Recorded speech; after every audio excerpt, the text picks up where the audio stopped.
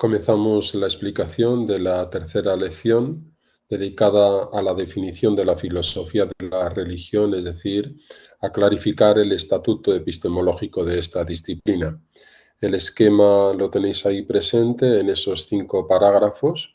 En esta primera explicación nos vamos a detener en los 2 primeros. El primero indicando lo que es la filosofía de la religión, por lo tanto un acercamiento a su primera definición, y en el segundo nos centraremos en una precisión o aclaración terminológica de algunos términos como el de religión natural, para lo que vamos a utilizar como instrumento pedagógico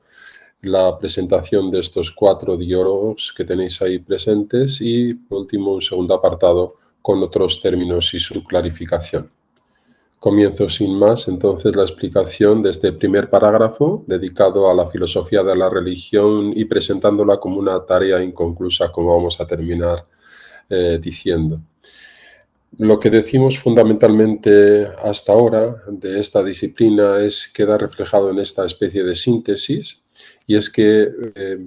hace acto de aparición a finales del siglo XVIII, por lo tanto en el crepúsculo, en las postrimerías de lo que hemos llamado la Ilustración, como un movimiento programático de la modernidad, teniendo como telón de fondo, como contexto, esas célebres disputas filosóficas sobre el panteísmo y el ateísmo, y ahí es donde surge la filosofía de la religión, muy en la línea del criticismo kantiano, consagrándose después en los escritos de Hegel sobre las lecciones de la filosofía de la religión en el último decenio de su vida e intuida ya antes incluso por Hume en esa presentación de la historia natural de la religión y en los diálogos sobre la religión natural. En cualquier caso, es la herencia de algo que había dejado sin contenido ya la reflexión filosófica sobre Dios en la que hemos llamado la teología natural, y por lo tanto, digamos, en ese hundimiento de esa teología natural surge la necesidad de afrontar los problemas elementales de la religión y de su contenido esencial, que también es Dios, en la perspectiva que aquí lo hemos querido presentar, desde una perspectiva ahora ya sí crítica. Por lo tanto, en el contexto ilustrado, emancipador de la razón, liberada de los principios de autoridad anteriores, nace a finales del siglo XVIII lo que denominamos modernamente como filosofía de la religión. La característica fundamental que determina la naturaleza de esta nueva disciplina, que surge justamente con la de filosofía de la historia, consiste en someter el tema religioso a un estudio crítico, primer elemento, tratándolo de desligar absolutamente de cualquier dogmatismo confesional o apologético. Este perfil, sin embargo, no pasa de ser una primera aproximación a una identidad que para muchos no está aún hoy día suficientemente aclarada. No en vano se habla incluso de la filosofía de la religión como una invitación a una tarea actual, no acabada, o de una azarosa búsqueda de la identidad. Resulta difícil, cuando no imposible, poder ver en la filosofía de la religión un campo unitario de temas y cuestiones, de métodos y resultados. Lo que tenemos es más bien una pluralidad desconcertante de planteamientos, intentos de solución y métodos, como nos presenta este autor, Richard Scheffler, autor de ese manual de filosofía de la religión. Como tal disciplina, por lo tanto, permanece hoy, según la opinión generalizada de los expertos, como una tarea inconclusa, una ciencia que se busca, episteme cetumene, como llamaba Aristóteles a la propia metafísica. En cualquier caso, la cuestión, aunque no cerremos una definición definitiva, valga la redundancia, de lo que es la filosofía de la religión, sí que podemos ir marcando una serie de tareas como principales en esa invitación, en esa búsqueda de encontrar esa definición. La primera tarea que le estaríamos encomendando a la filosofía de la religión sería la de dilucidar, la de clarificar la esencia o el concepto, en otra definición, de lo que es la religión o el fenómeno religioso. Por lo tanto, el primer elemento sería el establecimiento de una esencia o concepto de religión. Ese es el primer paso que, por ejemplo, Hegel da en sus lecciones sobre la filosofía de la religión, el concepto de religión. La segunda tarea sería, digamos, analizar, por lo tanto, un análisis descriptivo, no tanto normativo, en el sentido de clarificar las expresiones, tanto individuales como colectivas, ritos, creencias, actitudes espirituales, categorías mentales o discursivas, es decir, todo el elemento que llamamos religiones, como cristalización de los distintos fenómenos religiosos. Por lo tanto, lo que Hegel consideraba como religiones determinadas. Por lo tanto, una reflexión filosófica, no solamente análisis descriptivo, como decíamos antes, sino fundamentalmente el analizar, describir críticamente desde la filosofía, desde el conocimiento natural, todo lo que hemos llamado el conjunto de las historias de las religiones. Como dato histórico, por lo tanto, como cristalización concreta de los fenómenos religiosos. Después de ver el concepto de religión, lo que llamamos fenómeno religioso, y ver su explanación o desarrollo histórico en las religiones, en sus diversas manifestaciones, tendríamos que tener en tercer lugar la tarea de determinar, y esto ya es propiamente la tarea fundamental de la filosofía de la religión,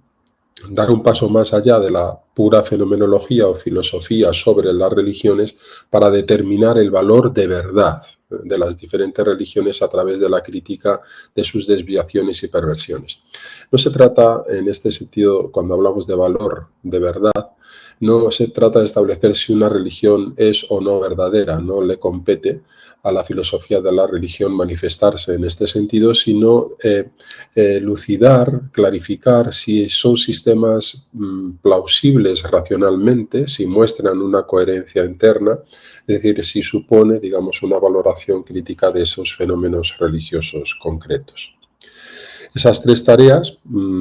podría describir el aspecto fenomenológico, es decir, la expresión del fenómeno religioso en sus distintas vertientes, como concepto, como manifestación, como verdad, pero habría que afrontar también el aspecto metateórico, es decir, el análisis crítico de las distintas actitudes que la filosofía, ahora ya sí, en su análisis global en esas tareas, puede adoptar ante la interpretación religiosa. Es decir, el papel que la filosofía puede presentar frente al fenómeno religioso. Y tendremos esos tres tipos principales de actitudes. La primera, que la desarrollamos históricamente, es la que propuso la filosofía de la griega. Fundamentalmente lo religioso no era extraño como ninguna digamos, aspecto de la realidad al saber del filósofo, y estaba basada en una confianza natural de la razón filosófica, en un optimismo nosiológico, en el que se entendía que desde la razón natural se podía acceder a todos los ámbitos de la realidad, y parte de esa realidad sería la dimensión religiosa. El cristianismo introduce ya un cambio abrupto en la consideración del papel de la filosofía. La filosofía pasa a considerarse una parte subordinada del conocimiento global, que es la revelación, y por lo tanto es una servidora, una suministradora de útiles, de herramientas conceptuales para la reflexión teológica que ocupa, digamos, la prioridad del conocimiento del saber en el cristianismo. Ese papel, por lo tanto, es un papel meramente funcional que de alguna forma se invierte ya en la modernidad, donde es la filosofía la que pasa a tutelar fundamentalmente la hegemonía en el saber, el atreverse a saber sin los principios de la autoridad religiosa, y por lo tanto supone un posicionamiento distante de la confesión religiosa, en ese caso del cristianismo muy principalmente, y es justamente ese distanciamiento crítico frente a las creencias religiosas lo que hizo posible el nacimiento de la filosofía de la religión como reflexión o disciplina independiente sobre ese fenómeno que llamamos el fenómeno religioso. El segundo parágrafo lo vamos a dedicar a las aclaraciones terminológicas de una forma sencilla. El primero es el de la religión natural. Cuando hablamos de religión natural, casi lo ponemos en paralelo a la teología natural y, sin embargo, deberíamos diferenciarlo muy concienzudamente. Cuando hablamos de teología natural, hablamos de teología sin más de la filosofía, la teología filosófica, que tiene lugar fundamentalmente, cuando ya lo decimos en sentido estricto y no lo desarrollamos a nivel general como todo el pronunciamiento que la filosofía ha hecho en torno al tema de Dios, eso sería la teología filosófica en sentido amplio, pero si nos referimos ya a la teología natural, nos referimos a ese producto, si me permitís la expresión, que tiene lugar en un proceso de autonomización, de independencia, de separación del marco de la metafísica general. Por lo tanto, la teología natural sería la rama de la metafísica especial que con Christian Wolff adquiere ya carta de ciudadanía junto con las otras metafísicas especializadas que son la cosmología natural y la psicología racional, es decir, hombre, mundo y Dios como entes diferenciados de la metafísica general, la doctrina sobre el ente en cuanto ente.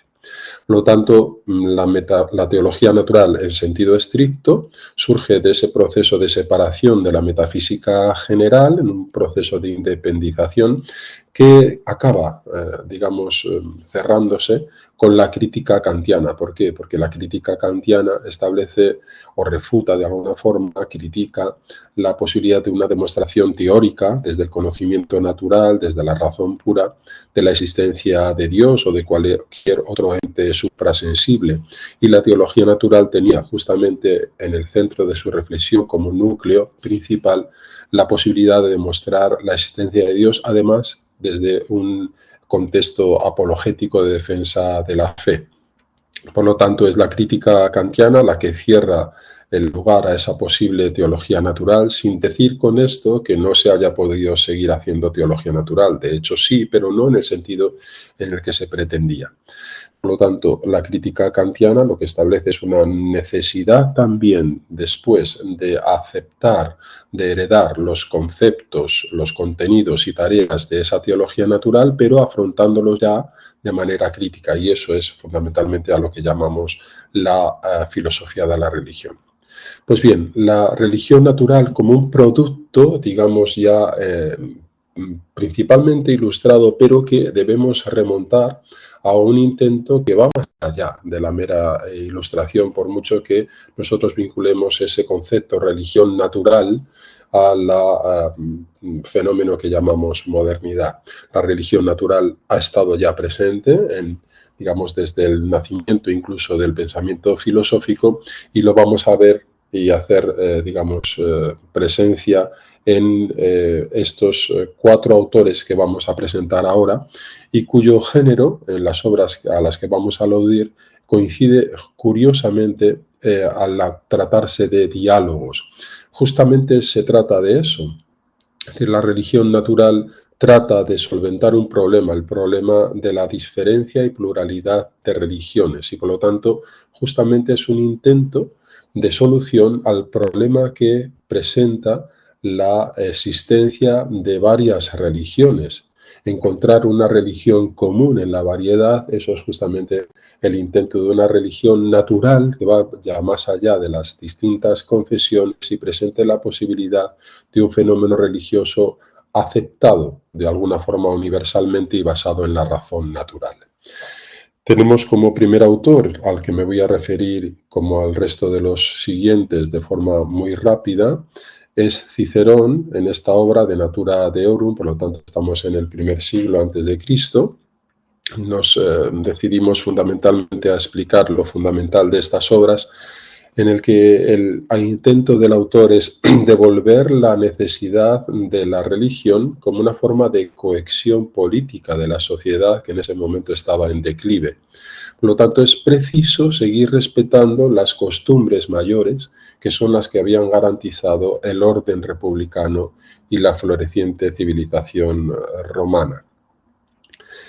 Distingue Cicerón en algo que para nosotros nos va a ser útil a la hora de definir el fenómeno religioso, lo que él llama la santidad, la religión y la piedad, ¿no? Pues bien, la religio, que viene de relegere, fundamentalmente es el culto piadoso adecuado a los dioses, a diferencia del culto de los supersticiosos, ¿no? Que, digamos, desvirtúan, devalúan el culto adecuado a esos dioses.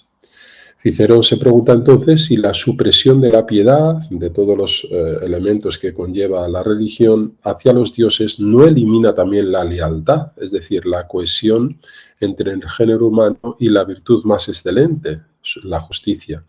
Esta es la verdadera preocupación de este autor respecto a la religión. Su convencimiento es que sin un orden trascendente, religioso, no es posible que subsista la sociedad civil. Al final del diálogo se va a llegar a una especie de acuerdo de mínimos que consisten fundamentalmente en la necesidad de mantener la creencia en una existencia de los dioses, la identificación de un Dios supremo, que a veces se confunde con la razón universal, la existencia de una inteligencia soberana que construye, conserva y gobierna el mundo, y que además contiene un dato fundamental que veremos después, sobre todo en los deísmos, que es el de la providencia general, es decir, el cuidado, la responsabilidad del orden del mundo y de la vigilancia de los asuntos humanos, responsabilidad del orden del mundo y de una providencia particular respecto a los humanos. Pedro Abelardo, ya en un contexto del cristianismo, introduce también otro diálogo entre un filósofo, un judío y un cristiano. Estamos ya con una distancia de más de 1000 años, por lo tanto 10 siglos, en el siglo XI-XII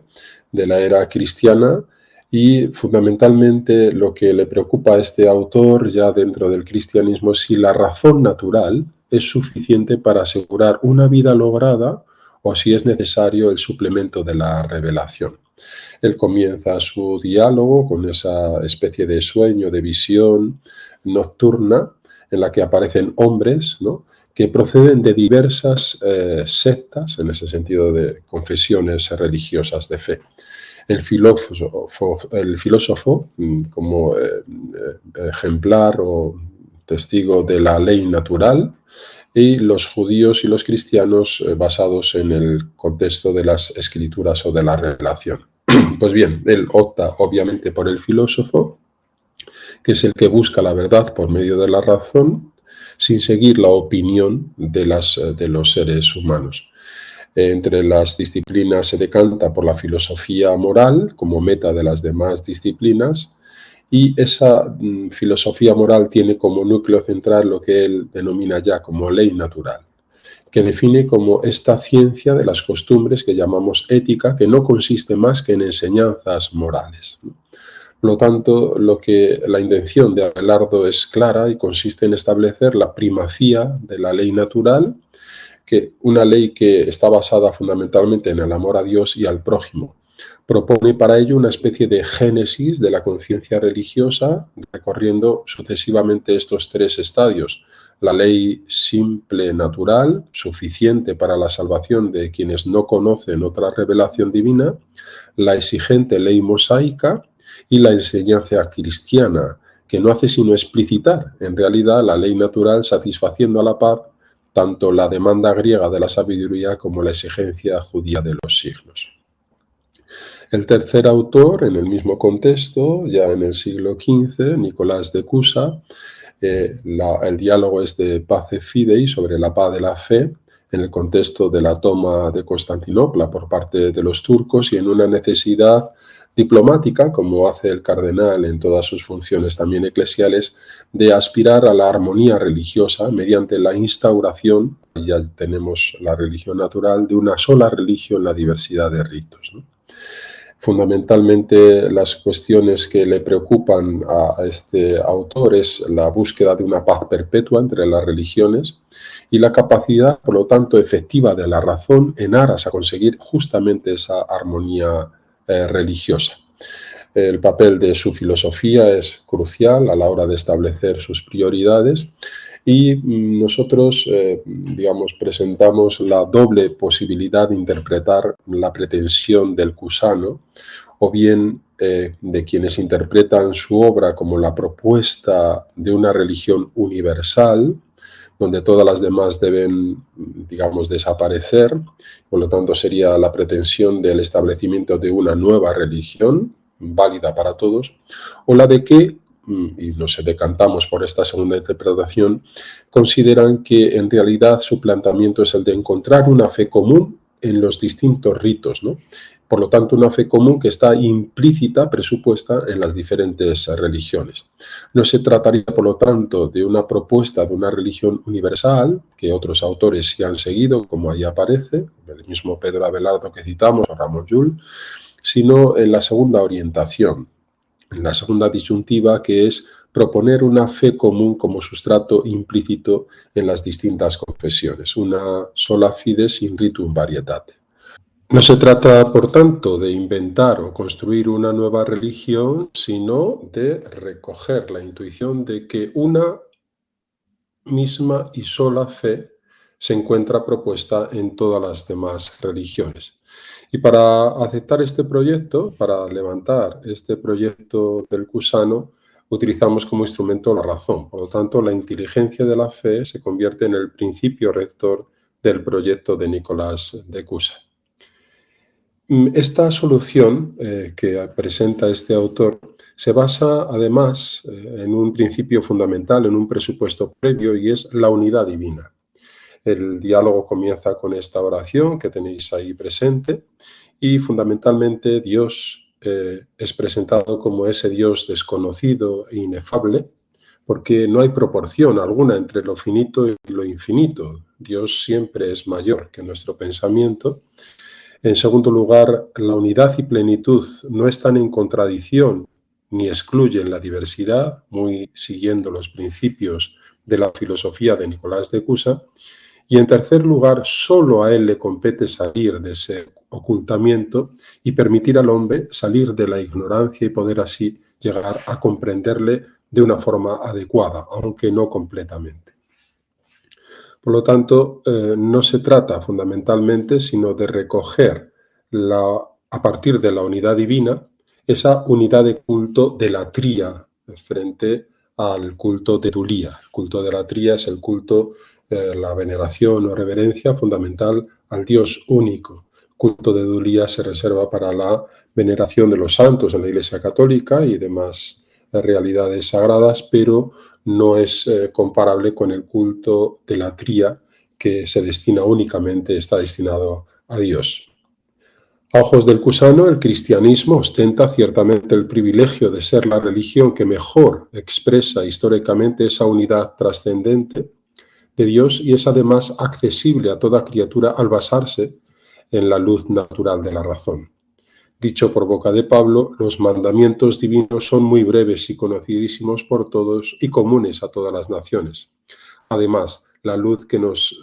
los enseña es concreada con el alma racional, pues Dios habla en nosotros para que amemos a aquel de quien recibimos el ser y para que no hagamos al prójimo lo que no queremos que nos hagan a nosotros mismos. El amor es, pues, la plenitud de la ley de Dios y todas las leyes se reducen a esta. El último representante, ejemplo que proponemos para entender lo que es la religión natural es David Hume en su obra conocidísima de los diálogos sobre la religión natural, una publicación póstuma a la que está unida su otra producción, La historia natural de la religión. Bien, este escrito, entre los personajes, muy siguiendo también la estela de Cicerón en la presentación de los protagonistas, fundamentalmente son Demea, Cleantes y Filón. Filón representa a ese escéptico y tiene como argumento principal el argumento de diseño, que discute fundamentalmente frente a la posición de Cleantes, que sería, digamos, la postura más ortodoxa de la religión, mientras que Demea representa la postura más fundamentalista. La creencia religiosa es algo complejo y el final del escrito termina reconociendo que la ignorancia es la madre de la devoción. Como este diálogo lo vamos a estudiar a fondo, cuando tratemos la figura de David Hume, voy a renunciar ahora a una exposición más completa. La novedad de Hume reside en esa perspectiva naturalista que él adopta frente al fenómeno religioso. Él estudia las religiones desde la perspectiva exclusivamente naturalista, eliminando, por tanto, cualquier aproximación de tipo sobrenatural o trascendente. Su preocupación no es tanto la verdad o el carácter racional de la religión, sino que únicamente pretende investigar su componente pasional, esto es, la necesidad humana de creer a pesar de todos los aspectos negativos que salpican históricamente a las creencias. Pues bien, la religión natural será necesaria precisamente para evitar justamente los horrores a los que nos conducen las religiones. La cuestión sigue siendo si es posible algo así como una religión natural, habida cuenta del comportamiento nada racional que destila la historia de la humanidad. Y es que si alguna enseñanza nos ha dejado este recorrido histórico por la noción de religión natural, es que, como dijera Lessing al referirse a la doctrina de Leibniz sobre la Trinidad, es mejor interpretar filosóficamente fenómenos como el religioso con ingredientes tan poco filosóficos que quererlos aproximarse a ellos o pretender reformarlos de una manera no filosófica. El segundo apartado de este parágrafo es simplemente una alusión y una concretización en la definición de algunos otros términos. Muy fundamentalmente, la consideración que habitualmente se tiene de la filosofía de la religión más bien viene a significar como una rebaja de la teología dirigida para incrédulos. Vendría en realidad a sustituir la tarea encomendada a la apologética desde el lado de vista de la creencia. Y de hecho, en los manuales de apologética católica, la doctrina de los preámbula fidei se subdividía a su vez en la demonstratio religiosa, cristiana y católica. Pues bien, el ámbito de la filosofía de la religión para muchos, digamos, teólogos sería el correspondiente a la demonstratio religiosa. En cualquier caso, cuando hablamos de teología filosófica, tenemos que remontarnos incluso en la misma denominación a Tomás de Aquino, y viene a confundirse con el origen mismo de la filosofía. Es lo que llamamos habitualmente como teología natural, en sentido amplio, como hemos venido diciendo. Otro nombre, por lo tanto, para referirnos a esa comprensión de la totalidad del ser y del ser por excelencia, del ser supremo, como causa de todo que es Dios. El núcleo central de esa teología natural, que poco a poco va a ir autonomizándose, independizándose en un proceso de independización de la metafísica, va a consistir en núcleo fundamental, como digo, en las pruebas sobre la existencia de Dios. De todas formas, podemos rastrear esta teología filosófica o teología natural en sentido amplio ya en los filósofos presocráticos. Nos ha acostumbrado a tratarlos ya como verdaderos teólogos en las obras de Bernard Jäger, donde vemos ya un principio como de primera ilustración, es decir, un tono crítico, una actitud crítica frente al fenómeno religioso y en un intento de desantropomorfizar en los presupuestos que estaban en los fenómenos religiosos o las creencias populares. El término mismo de teología tiene un origen platónico, lo define Platón en la República como destinado fundamentalmente a aquellos que quieren hablar adecuadamente de los dioses. Esa teología filosófica ha estado ligada solidariamente con la propia metafísica, como hemos venido diciendo, en un esfuerzo por concretar en vías, caminos o pruebas la existencia de Dios, y que termina justamente con la separación en la metafísica especial, culminada por Christian Wolff y refutada en su hundimiento o en su desmoronamiento por la crítica del mismo Kant a las mismas pruebas de la existencia de Dios. Cada época, es verdad, se ha interrogado de forma distinta acerca de Dios, como aparece ahí fijado. Es verdad que ha habido una era en la que ha visto nacer las grandes pruebas de la existencia de Dios, pero que en la edad moderna ese problema de demostrar la existencia de Dios ha ido desplazándose para buscar fundamentalmente no tanto la demostración de la existencia, sino la consideración adecuada de Dios. Por lo tanto, no tanto la existencia, sino la esencia. La problematicidad o los aspectos más fundamentales en la problemática sobre Dios a partir de un determinado momento de la modernidad provoca un desplazamiento. Ya no preocupa tanto la existencia, sino verdaderamente qué es Dios y quién es ese Dios. Bien, esa es la pregunta que normalmente ha ido dirigiendo ya la teodicea o la teología filosófica moderna. ¿Dónde está Dios? ¿Dónde se ha ido? Es lo que dice fundamentalmente en las expresiones tan bellas Nietzsche en La Galla Ciencia, en el anuncio de la muerte de Dios, y que terminará, digamos, buscando un Dios último o una divinidad última que rastrean los poetas, como dice Heidegger. Una teología filosófica que a día de hoy sigue cultivándose sobre todo en el ámbito anglosajón. Frente a la teología filosófica, la filosofía de la religión recoge en buena medida esa herencia de la teología natural, aunque ya prescindiendo del carácter apologético y desde luego no intentando la demostración de la existencia de Dios por no serle competente como disciplina ni ser su objeto. La filosofía de la religión tiene como objeto el fenómeno religioso en todos sus despliegues, pero muy fundamentalmente con una actitud crítica, por lo tanto neutral frente a la creencia. Los resultados en realidad de construir esa teología natural son los que conducen, como hemos dicho, muy fundamentalmente al concepto de religión natural como un intento de salvaguardar los principios ya muy decadentes de lo religioso, buscando una religión común, universal, y va a dar lugar también en la misma medida a la filosofía de la religión. Ya hemos hablado de este autor austriaco, Sturgenau, como el autor al que normalmente se remite como iniciador de esta doctrina, aunque realmente él permanece anclado en el diseño clásico de la teología natural, por lo tanto con una clara actitud apologética. Se habla, por otra parte, del kantiano Jacob en su obra Introducción a una teoría de la filosofía de la religión de 1797 como introductor de este término, con toda rigurosidad. Y por último también se apela al autor de las cartas sobre la filosofía de Kant, el jesuita y después protestante Karl Reichhold. Kant, en cualquier caso, debemos proponerle como el autor que ha introducido la filosofía de la religión, aunque él no utiliza ese término, como culminación de los estudios teológicos, y a Hegel como el que consagra ya definitivamente el nombre de filosofía de la religión en las lecciones que él impartió en el último decenio de su vida en 4 ocasiones en Berlín.